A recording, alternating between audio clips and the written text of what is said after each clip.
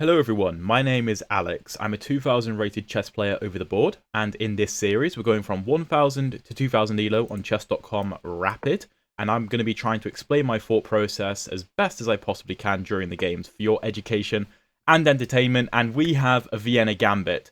Playlist linked below with the previous episodes of this series and every game I've ever played in the Vienna Gambit. The move is f4. F4 poses quite an issue for black, because you can't, if my computer lets me go back, which would be really cool if it doesn't freeze on me. Okay, there we go. Black can't take in this position because I will push e5 and the knight will be in a lot of danger. So my opponent plays the main line with d5. I don't think we've actually had the main line yet in this series. I think this might be the first time we've actually seen the main line. Now, you take on e5 with the pawn. You don't take on d5. It's bad. It's bad for sure. Why exactly? I think black just takes back on d5, and a trade like knight d5, queen d5 is just good for black because his queen is very powerful. So the knight takes on e4, which is the correct move. And now white has, I think, three options. Knight to f3 can be played. Queen to f3 can be played. I want to say, I don't know if d3 is a move, but then I assume queen to h4 is just crushing. So we're going to play knight to f3, which is the not like the most played line, and I don't know it all that well, but I think it'll be interesting to see whether I can play it, because I don't think many people will have studied the knight to f3 lines, because the Gotham chess course, which I bought years ago, recommends the queen f3 line. So we'll see how my opponent handles it. He takes on c3, which was unprompted, actually. I don't think he had to take on c3, which is probably good for us. Now, I want to take back with the b pawn. I want to play d4, I want to play bishop d3, and I want to castle. And if I manage to pull all of those things off, we're going to have a lot of pressure on the f7 and h7 squares in the black position. And black kind of has to castle kingside, because if he does castle queenside, I mean, one, he has to move all three of his pieces first. If he goes kingside, he only has to move one. Same with me, I've only got to move one piece, so I'm going to castle very quickly. But if he does go queenside, then we have the open b file, and the fact that we'll close up the center with the move d4, which I think we should play now, means that it's far more likely that we're going to be able to pull off a successful attack if we can keep the center closed. That's a very typical attacking idea, because if you do close the center, it makes it difficult for your opponent to transfer pieces to where they're needed. Okay, so my opponent plays bishop to g4, which pins my knight, but I'm not really concerned. I'm going to go bishop to d3. I don't care about this pin, because there's no way for black to put more pressure on it. Now, the move c5 is a little bit annoying. He doesn't play it. c5 would, it puts pressure on the center. Of course, we can take back at all times. I'm going to castle in this position as well. I think that's the principled move. Let me just check quickly. Yeah, we're going to castle. So this knight is very well supported. c5, if takes, that's cool. But sometimes c5, c4 can be a bit annoying, because this bishop can get kicked off of this nice diagonal and may have to drop back to the e2 square. Now, in the lines where the queen takes on f3, the bishop will often come to f5 and offer itself for a trade with the light squared bishop on c8 if c5, c4 is played, because it keeps the bishop more active. And also, if the queen comes to f3, normally the knight goes to e2, which blocks the bishop's retreating square. I think this is a very comfortable position, and I'm not entirely sure how we're going to start attacking our opponent. I think we certainly are going to start an attack soon. How exactly remains to be seen. This bishop is a little bit annoying. Now, we could play something like queen e1, queen g3, which is a very typical attacking idea when the f-pawn is no longer on the f2 square. Maybe it's on f4, or maybe it's traded off like ours is. Our f-pawn is now on the e5 square, which gives the queen access to the diagonal through f2 via e1 to get to the g3 square, which, you know, using the bishop potentially coming to h6 as well is very nice. And if my opponent ever takes on f3, we can just take back with the rook. And we will have our queen down the g-file, our rook down the f-file, and our bishops lined up against my opponent's king, which will be very, very nice. I think black has to be very careful how he navigates this position. Now, on the move c5, yes, maybe my opponent wants to play c4 to kick my bishop off of this nice diagonal, as I mentioned before. But I think that on c5, we can still just go queen e1, because if c4, bishop e2, we're still going to play the move queen to g3.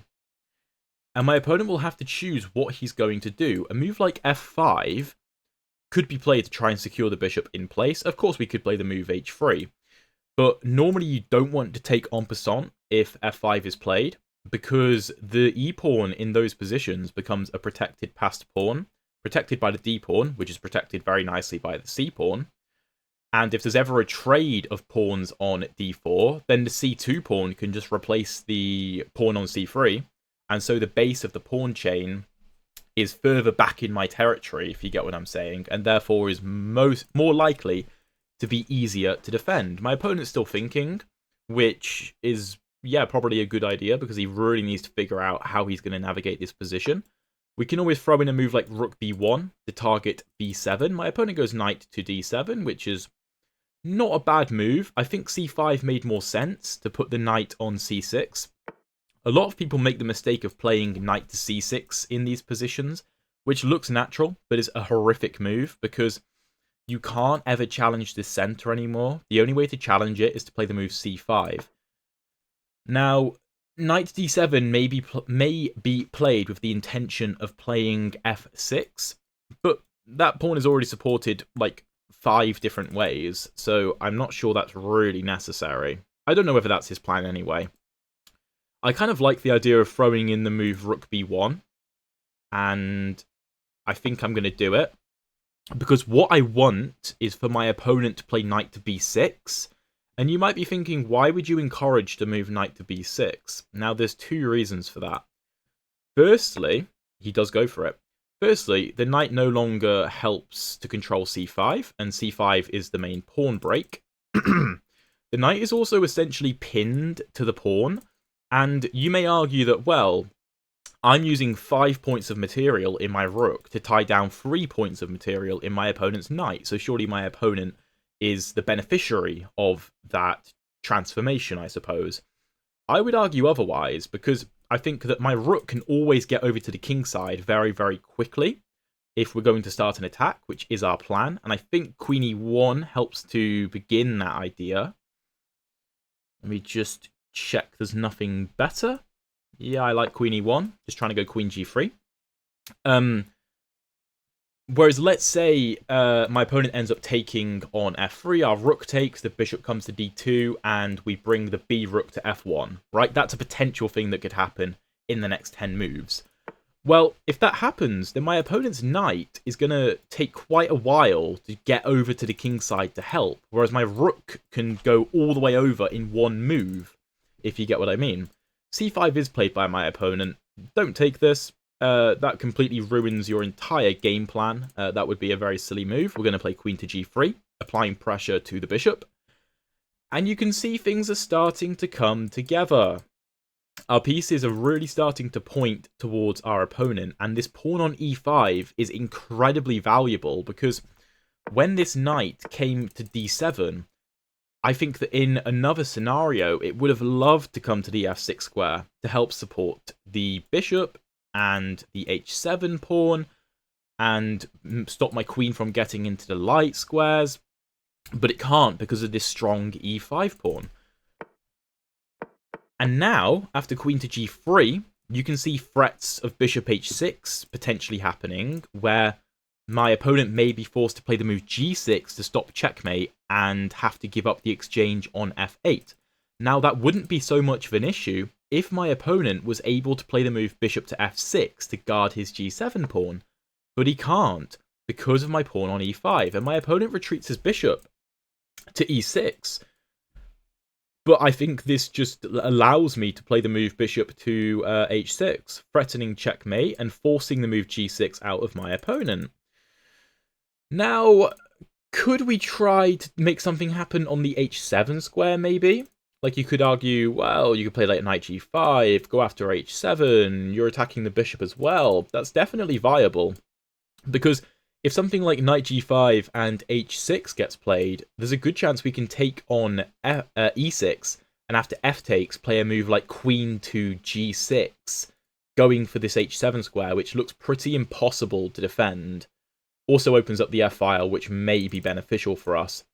However, I think that going up an exchange is just far, far easier, and another benefit of doing it this way, after g6 we're just going to take the rook, is that bishop takes will probably be played, and then knight to g5 I think comes with a bit more venom, because my opponent doesn't have the option of trading off his bishop for my knight, especially with a pawn structure of h7, g6, and f7 around his king. Black is in no position to be trading off his dark squared bishop in that scenario, because his dark squares will be so weak. By the way, if you're enjoying the video so far, I would really appreciate it if you could drop a like and subscribe if you haven't already. It really helps to keep me motivated to keep making more videos and to make investments into this channel, guys. I've got a brand new microphone. You can see I'm not wearing a headset anymore. I got a Blue Yeti because everyone seems to use them, and I like it so far. I'm a big fan of it. I think it definitely helps with the background noise. It seems to basically be gone. So hopefully this is way nicer on your guys' ears.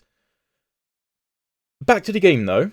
I think this is really problematic for black, because his knight is basically pinned to the b7 pawn, right? As I said before, you could argue that his knight is tying down our rook. I would argue otherwise. Our rook is applying a lot of pressure to the queen side. In the center of the board, my opponent could take, but we're just going to take back, and the situation in the center hasn't really changed. If my opponent plays c4, not in this position, of course, because that would hang mate, but I mean like after g6, bishop f8, c4 could be played, and you could argue, yeah, well, black can kick the bishop back to e2. Maybe he can play bishop to f5 to target the c2 pawn. That's completely viable. It may even be a good plan. But at the end of the day, we're going to be up an exchange, and if my opponent does play the move c4, even if he wins this c2 pawn, this pawn chain in the center can never ever be broken if the move c4 is played, right? Because the only other way to break it would be to get b5, b4 in to target the c3 pawn. That's never ever going to happen in a million years. At least I don't think it would. And having played this pawn structure, I love this pawn structure, by the way. I play it in so many different lines with the white pieces, and it's very difficult for black to try and undermine the c3 pawn in a lot of those cases. And the e5 pawn is just so dominant. It's so dominant, and my opponent is still thinking he's disconnected, and this may be a resignation. So I'm going to pause the video, and if he does indeed disconnect, then we'll do a brief analysis of the game, and we'll hop into a second game. But hopefully he plays on. Okay, it looks like my opponent actually just genuinely disconnected, because he is back after 4 minutes, and he plays the move g6. I think we take on f8. I mean, we could keep the bishop on the h6 square to try and apply pressure, but then my opponent will just play rook e8 and bishop f8 to challenge my bishop. So we should just cash in on the extra exchange immediately. I don't think there's any argument against that. My opponent goes queen to f8, which is interesting. Maybe he wants to meet knight to g5 with bishop g5. But like I said, I don't think my opponent can afford to trade off his dark squared bishop. Therefore, I'm going to play knight to g5. I don't think I need to think too hard about that. And if we take this bishop, my opponent can't take back because of the pin on the queen on f8. I don't think taking on f8 with the queen was the best idea whatsoever. Don't get me wrong, black's position is really, really bad right now. But I think taking with the bishop and being able to put the bishop on f8 probably gave black the biggest chance of trying to survive this position. But Now with all the pressure mounting, all of our pieces are active, right? This bishop is on a very nice diagonal. Yes, it's blocked off by some pawns, but h4, h5 could solve that very easily. There could also be sacrifices on g6. Like, say we take... Okay, let's say this queen moves to, like, I don't know, e8. Okay, maybe not e8, d8 then. And we go take. There is even potential sacrifices on the g6 square, right? So this bishop, although it looks like it's being blocked off by the pawns, and it might be, we might have to play h4, h5 to reactivate this bishop. It may get pushed back with c4. But even on this diagonal, we could transfer it to f3 or to g4, and it will still be a very active piece. This rook, like I said, is very active. It keeps this knight out of the game. There's always ideas of a4, a5 to try and kick the knight away, too. And if a4, knight a4, rook b7, this will be a very active rook. Our queen, of course, is eyeing up the g-file. Controls the e5 square, which isn't all that important. But you typically don't want to lead your attacks with the queen. In some situations, if you build like a battery of a queen and a bishop, and the queen jumps in and checkmates your opponent, then sure. But most of the time, the queen wants to kind of sit in the background, and like I was saying before, with these lines of like queen d8, knight e6, fe6, bishop g6, hg6, and queen g6, the queen, because it's so maneuverable, because it can move like a rook and a bishop all in one, it can jump from the background right to the forefront in 1 or 2 moves, right? So don't be scared or like don't think that you have to put your queen right at the head of the attack, because more often than not it can actually just be a target for your opponent to repel your attack and push you back, right? So sometimes the queen should lead the attack. Chess is very difficult like this because I can tell you something and then you can show me a game and go, well, in this game, the queen clearly should be leading the attack. And I'll be like, yeah, there's always exceptions. The thing is with chess, you need to learn the rules and then learn where the exceptions come in, right? Chess is just a difficult game. I'm sure all of you watching know that by now. And if you're a complete beginner, tough luck. Chess is difficult. Chess is very, very difficult. This is why people devote their entire lives to chess, because you can never fully solve it. There's always so many rules and so many exceptions to the rule. My opponent takes on g5. We're going to take back with the queen. This looks dire for my opponent. I mean, this bishop and this pawn chain are currently holding things together. But like h4, h5 is coming. Maybe even rook f6 to try and apply pressure like this. My opponent gets the c4 move in. But we have bishop to f5. I think. Yeah, we do. We have bishop f5. And my bishop doesn't even need to retreat. Now, could we have retreated the bishop? Yeah, it would have been absolutely fine to retreat the bishop. But this way, we are applying so much pressure to my opponent. This is bad. Because, again, he cannot take the bishop back because of the pin on the queen. If, like, I don't know, queen g7 is played, bishop takes bishop, f takes bishop, and something like rook f6, preparing a move like rook b to f1. And again, this knight will really struggle to get back to the defense, because after a move like knight d7, we'll have rook to f7, and black will be completely lost. My opponent takes with the bishop, and this only works because after rook takes, there is a pin on the king. If my opponent plays a move like h6 here, don't take, because then there is no longer a pin, and our rook will be hanging. Also, that is defended by the queen. But okay, my opponent moves his king. We could play a move like queen f6 check here, and if the king goes back, we can just retreat the rook. If queen f6, queen g7, we would have to trade the queens. And although that's completely winning, and you could argue the fact that I'm up an exchange means that I should be trying to trade the queens off the board, in this particular position, I don't think so. I don't think so. I think it makes far more sense to play rook to f3. Reason being, now queen to f6 check, queen g7, I can play queen f7, and we might trade the queens there, but the big difference is that we not only get an extra pawn, the f7 pawn, but we also get a passed pawn because the f7 pawn is gone, and we have even more pressure on the b7 pawn, We also stop the knight from coming to d7 because we control the 7th rank. That is so much more winning, right? The reason we can't do that immediately is because after queen g7, if we take on f7, then my opponent can take on f5 and we lose the rook. So don't lose the rook. Be patient. We even have ideas of rook to h3, targeting h7. We could just double up on the f-file and ask black, what are you going to do about your f-pawn? This knight will struggle to get back into the game to help black out, and even if it does get to d7, a lot of its movement to the king side is cut off because of our really strong pawn chain in the center, which I've been highlighting at so many points during this game. I love this pawn structure so much. And it can be achieved through many different openings. I often get it in Sicilian defenses when I play like e4, c5, a3, and go for those gambit lines where I get c3 and d4 in alongside e4, and black often plays d5 to challenge the center, and then I can play e5.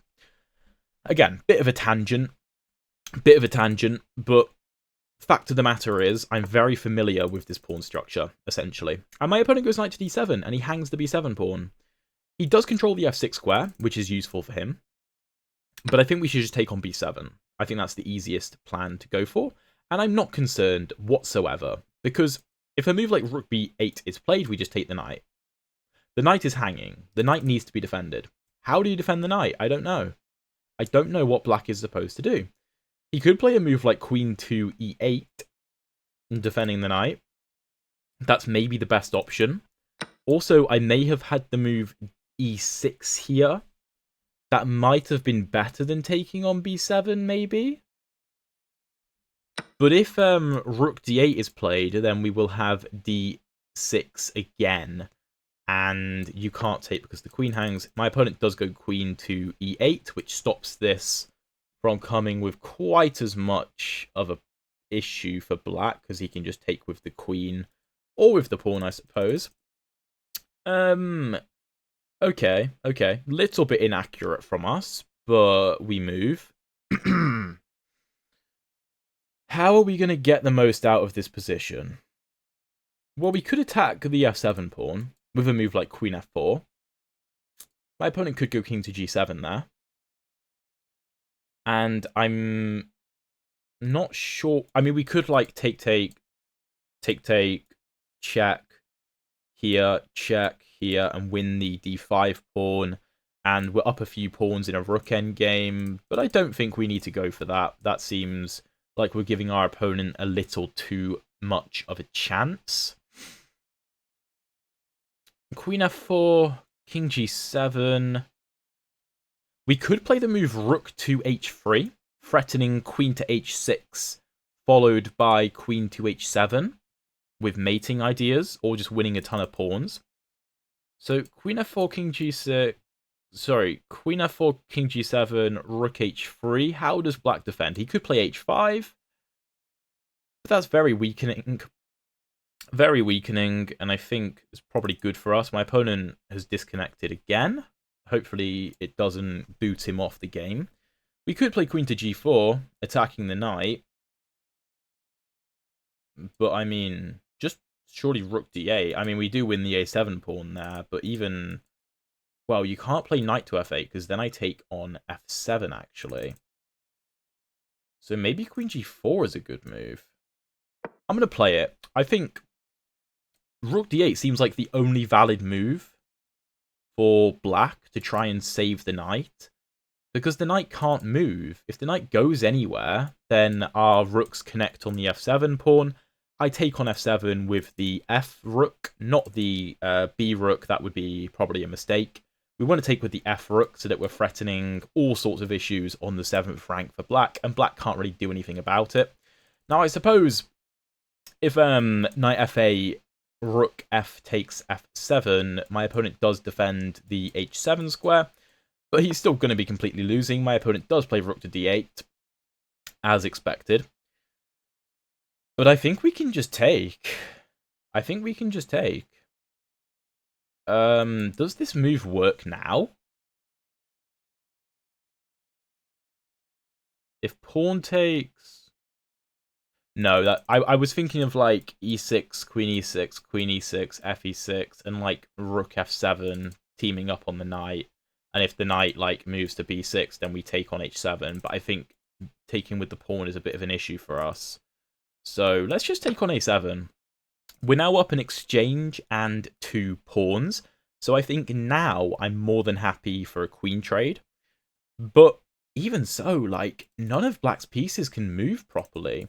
We have so much pressure in the position. e6 is always an issue that black has to be aware of. And it's not clear how he gets himself out of this mess. I mean, we can now go for our plan of queen f4, which I mentioned before, eyeing up the f7 pawn. And if king g7, we can again try this rook to h3 plan. Even if black finds a way to defend with a move like h5, we could just play g4 to try and undermine the pawn. Or we could literally just put the rook back on f3 and say, yeah, that's a weakness. My opponent goes king g7. Okay. What do I want to do? I kind of like the look of the move queen to g5, I think. Just applying pressure to both of these weak squares. We could also play the move h4, trying to play h5. And if my opponent responds with h5, then I think maybe we still go queen g5. And then maybe we go g4? I'm not sure. I'm not entirely sure. e6 still doesn't really work because my opponent just takes with the pawn. The knight would be pinned in that scenario, though, which may or may not be useful. The move queen to f4 does apply pressure here, though, which might make it a little bit better. So I'm going to play queen f4. I don't have an immediate threat with this move. I'm not actually threatening anything, but I'm setting up ideas of like rook to h3. That's kind of the point of this move. I'm never really concerned about any kind of back rank checks because I can literally run my king via f2 to g3 if I really want, or I can just play a move like h3 or h4 to give myself the h2 square. We're in no trouble in that sort of position. It looks like my opponent's going to run out of time anyway, and he does. We will play a second... Yeah, we will play a second game, I think. Actually, no. Sorry, I won't play a second game because this has actually gone on for longer than expected. That is the kind of thing we want to see. No mistakes, no blunders, no misses. Let's use the game review and see what it has to say. I would encourage you to stick around for the analysis because the line of the Vienna that we played with knight to f3 is not a very well-known line at all. So there's a good chance that you guys could try it out and catch your opponents off guard because everybody expects queen to f3. Let's get into the analysis. Okay, so this is very good news. 92% accuracy. No inaccuracies, no mistakes, no misses, no blunders. So essentially a perfect game, and we're going to find out why. So we start with e4, e5, knight c3, knight f6. If you want to learn more about the Vienna Gambit and what happens after black takes on f4, then check the Vienna playlist linked below with every Vienna game on my channel. But my opponent plays the correct move with d5. Here, white has to take on e5. If white plays a move like e takes d5, then after knight takes d5, knight takes d5, and queen takes d5, black is just better because the queen is very active on the d5 square, right? Black's bishops are ready to get out, the knight's ready to get out, and black can castle either way. White, on the other hand, is in a bit of a problem, in a bit of a predicament, because there's no easy way to attack this queen. You don't have knight c3 to attack the queen like you typically would in a Scandinavian. So if you play queen f3, if something like takes, white's okay, but black doesn't even have to trade queens. Black can play a move like e4 and just cause a headache, cause a bit of a headache for white, and white can kind of force a queen trade. But this is not what you want after the first, 8 moves as the white pieces. You don't want to be minus 0.66. So after fe5, knight e4, you have two choices, really. d6 is a move, but I actually don't know what happens after queen h4. If this... Okay, then knight f3, and things look like they get very, very complicated very quickly. Maybe you could learn this line to try and catch your opponents off guard. Similar to the knight f3 idea, but black can just take on c3. And then if this is played after g3, there is no queen to e4, which typically picks up the rook because the d-pawn controls that square. Still not great though, I don't think.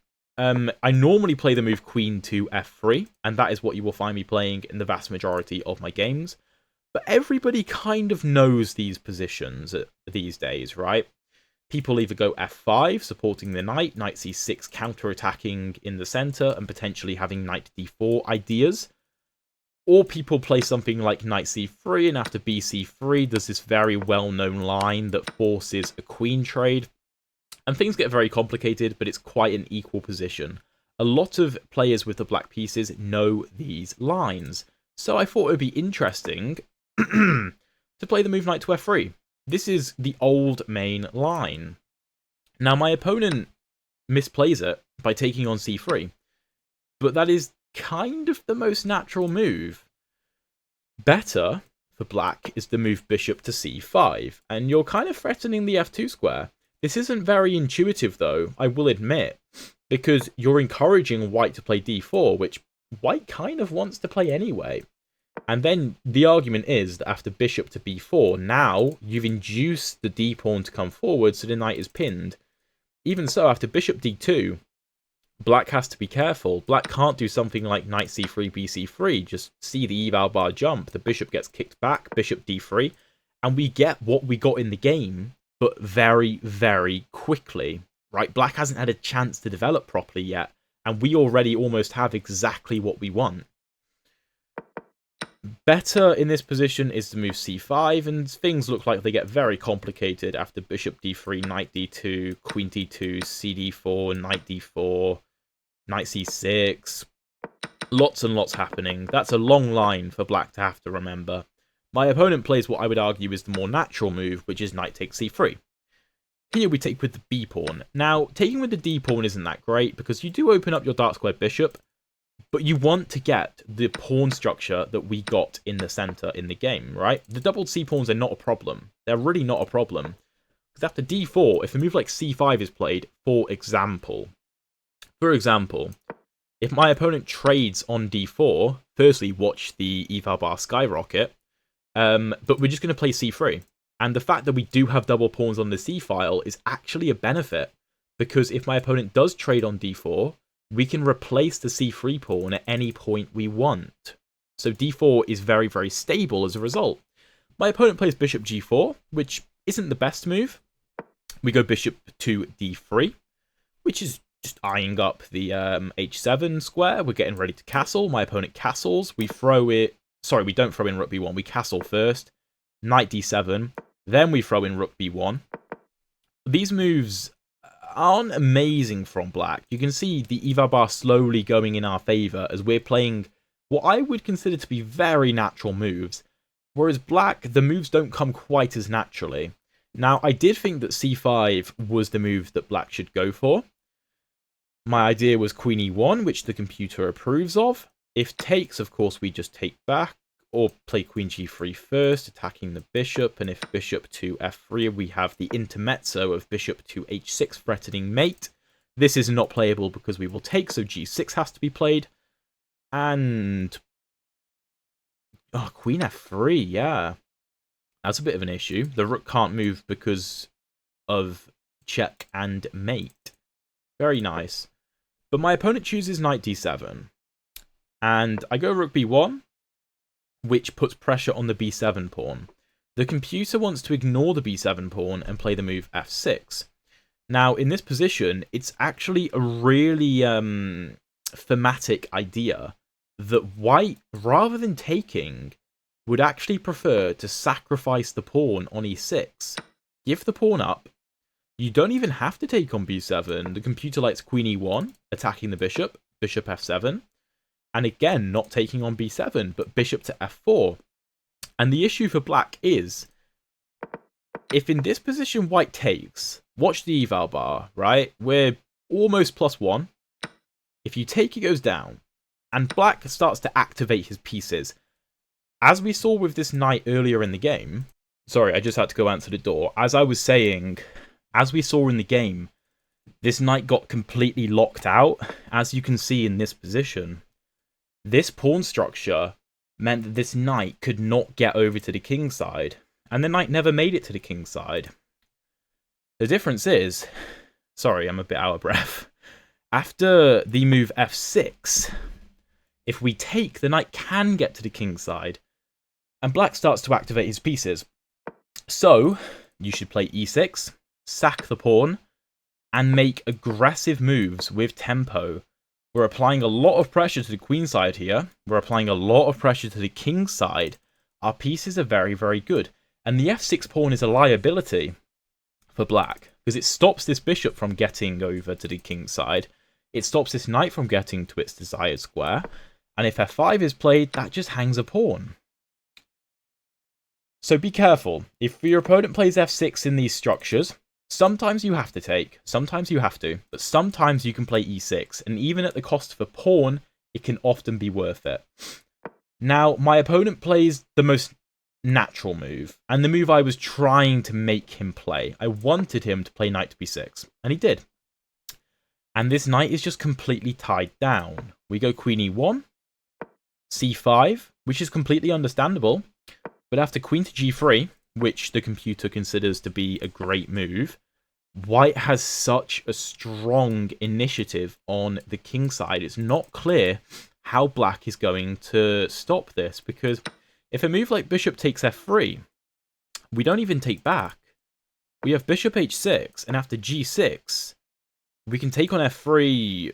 Well, we can even take the rook first, but I think it's probably better to take on f3. We prepare rook b to f1.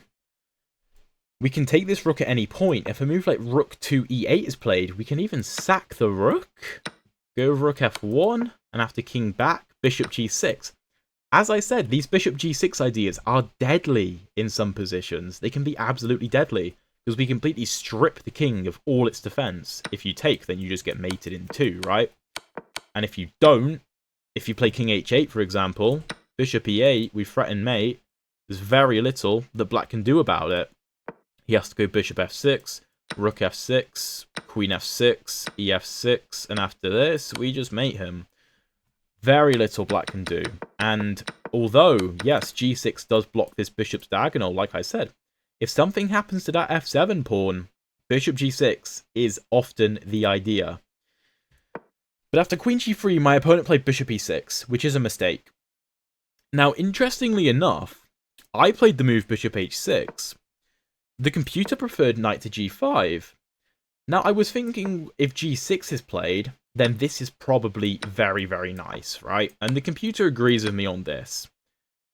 White is completely winning. We have ideas of bishop g6, and it's very difficult for black to stop. A move like queen e8 stops it initially. Queen g4 attacks e6. A move like bishop f8 can never be played because we will take with devastating effect. The computer wants to just give up the pawn on e6, and this is clearly completely winning for the white pieces. However, what I couldn't get my head around was, what if black just takes, and after bishop takes g5, if the queen moves, there's bishop f6 rather than bishop h6. And if g6, oh, we just come in like this. This I did not consider. Did not consider that idea. To be honest, though, in this position, both of these moves are completely winning. I would argue that despite what the computer is saying, and please let me know your thoughts on this in the comment section below, what would you have played in this position, knight g5 or bishop h6? Because I think the move I played is actually far simpler and easier to win. Because knight g5 has all sorts of complications, right? You need to see way further ahead. With bishop h6, it's a completely forced line. Black has to play g6. He has no choice. Here we take on f8. Knight g5 is actually the best move because we get a very similar position to what I said before with taking on g6. I probably should have considered this, but again, I wasn't exactly sure what happens after bishop g5. Again, we get this position with bishop to f6, and it's still very, very bad for black. He has to play something like this to get his queen to the f8 square to defend. But still, that is an awful lot of what I would consider to be unnecessary calculation. The way that we played it, we just threaten checkmate, g6 is forced, take on f8, black has to take back. He takes back with the queen. I thought taking with the knight was better, but the computer actually thinks taking with the queen is good. We play knight g5. This is very easy to calculate. Black kind of has to take. Kind of has to. Because we're threatening knight e6, and the pawn is pinned. So let's say queen e8 is played. Take. We don't have bishop takes g6 because the queen is defending that square, but after queen g4, we transpose to some of the positions that we saw previously. And you can't defend this pawn properly, because if you play a move like queen d7, we can just take. And if take, black is probably getting mated after rook to f7 and queen to h7 mate. So this is... sorry. This is forced. This is very easy to calculate and evaluate because everything is forced. I think it's better. c4. Not a great move because we have bishop f5. Now, even on bishop e2, we're still better. Black can't play bishop f5 because we will take and the g-pawn is pinned. But maybe black can try and trade queens or something or get back into the game somehow. But bishop f5 keeps things even easier. This bishop has no choice but to trade itself. Now, black could play a move like queen e8 and have to take with the queen and then like rook f6. This looks pretty bad after rook b to f1. Again, this knight is cut off from the game. If the knight comes to d7, then take. This is obviously completely winning for the white pieces. Up a queen and a pawn for a knight and a rook. And we have a protected passed pawn on the e5 square. Squares like d5 are also very weak, and the black king is very weak. So bishop f5, rook f5. After a move like h6, you have to play something like queen to g3 to make sure you're still pinning this pawn. And then you can prepare to play moves like rook to f6 to potentially cause some havoc in the black position. And potentially double up to go after the f7 pawn. My opponent goes king to h8. We go rook f3. Rook f6 was apparently a little bit better. And if knight d7... okay, then we just go back to f3, so I don't really understand that. Rook f3. Knight d7. We take on b7. e6 was better. I admittedly did miss this move in the spur of the moment. All of it's winning, of course. But e6 is a little bit better because knight's under attack, pawn's under attack, pawn can't take because the queen will hang. f6 is the only move, apparently. Because if I take the knight, then fg5. And don't get me wrong, white is still completely winning with the move rook e1, threatening rook to e8. But there's a little bit more in the game, I suppose. Better after f6 is queen h4? Or I don't see the issue with queen d5. For me, this is the move that I would be playing. And if knight b6, just take on b7. And all of this pressure seems completely insurmountable for the black pieces. I missed e6, I played rook b7, and queen e8 stops the move e6 because black will just take the pawn with either the pawn or the queen. Here, h4 is the best move for me. I played queen g... wait, what? Okay, the computer changes its mind. It actually really likes queen g4. Which basically forces this move. Again, I really like these moves which force responses from my opponent because it eliminates a lot of uncertainty from the position, right? The game is not over. I want this to be as clean as possible. Here, rook a7 is the best move. We play it. King to g7. And queen f4 is the best move. Here, my opponent did run out of time. But what's my plan? What's my plan?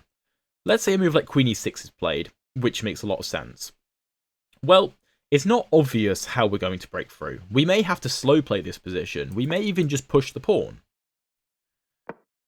Now, I did like ideas of rook to h3, maybe inducing the move h5, and maybe we just go straight back, which I did plan to do in the game. and this is probably a weakness. We might be able to play g4 at some opportune moment. Maybe we go h3, king h2, and just start throwing the a-pawn down the board. The issue for black is that the knight's under attack, and f7 is under so much pressure, this knight can never really move. All of black's pieces are tied down to important jobs, right? None of them can move, and we are essentially at liberty to just throw this pawn forward. The computer suggests the move rook to b8, but we can just drop back. And if my opponent tries to get aggressive with me, we can drop back, actually. But I think we could just throw the pawn forward even, and if c3 falls, it's probably not the end of the world. We could play queen to g3 just to keep an eye on the pawn. And it's not clear how black stops my ideas. We also have moves like queen h3, trying to trade off the queens and expose the issue of the f7 square. If queen h3, take, what is black doing about the f7 pawn? And what is he doing about the knight? Because if the knight moves, we win. It's game over. My opponent unfortunately did run out of time in this position, and we'll never know what he was going to play, but I don't think there was any way back into the game for the black pieces. And hopefully this video shows that you don't have to play the Vienna like everybody else with the move queen to f3. You can try and catch your opponents off guard with knight to f3, and you still get many of the same ideas that you do in the queen to f3 Vienna. I hope you guys enjoyed this video. If you did, make sure you check out one of the videos that shows up over on the screen here. Another really exciting Vienna game that I'm sure you're going to love.